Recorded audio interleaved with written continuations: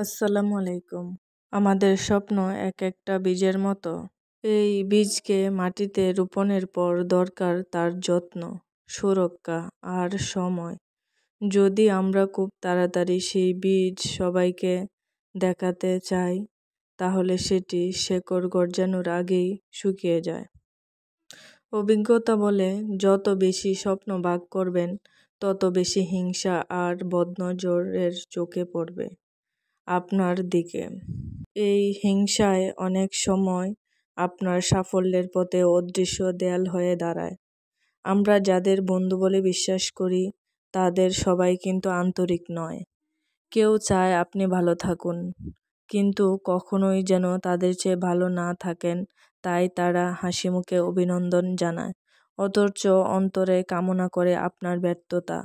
এই কথাগুলা তিক্ত হলেও সত্য। পরিবারে, আত্মীয়-স্বজনের মধ্যেও অনেকেই থাকতে পারে হিংসা। অনেকেই চায় না যে আপনি তাদের ছাড়িয়ে যান। এই পৃথিবীতে অনেক মানুষ আছে যারা আপনার আনন্দকে নিঃশব্দে ভেঙে দেয়। অনেকেই বলে বদনজর শুধু কুসংস্কার, কিন্তু বাস্তবতা বলে অন্য কথা। মানুষ যখন আপনার উন্নতিতে জ্বলে, তখন সেই নেতিবাচক শক্তি আপনার জীবনেও প্রভাব ফেলতে পারে। আর সব ধর্মেই বদনজরের উল্লেখ আছে। অর্থাৎ এটা দুর্বলতা নয়, বরং একটি বাস্তব শক্তি।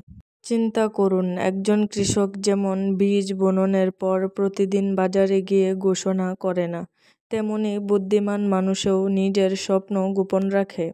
সময় এলে ফলাফলই কথা বলে। তখন কাউকে বোঝানোর প্রয়োজন হয় না। মনে রাখুন, সৃষ্টিকর্তা লিখে রাখা পরিকল্পনা কেউ মুছে দিতে পারে না। কিন্তু তাড়াহুড়া করে বেশি মুখ খোলার কারণে আপনি নিজের জন্য বাধা তৈরি করতে পারেন।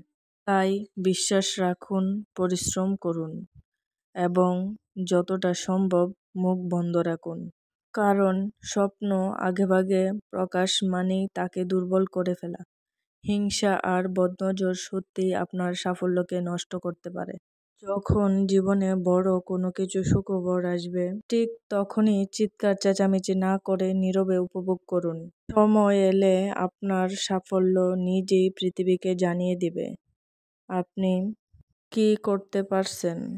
পরিশ্রমই জীবনে সাফল্যের চাবিকাঠি। পরিশ্রম ব্যতীত কোনো কিছু অর্জন করা সম্ভব না।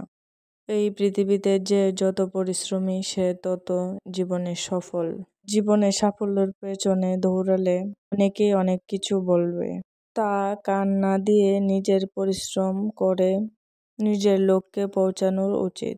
আল্লাহ তাআলার কাছে সঠিকভাবে চাইলে আল্লাহ তাআলা মানুষের ইচ্ছা পূরণ করেন।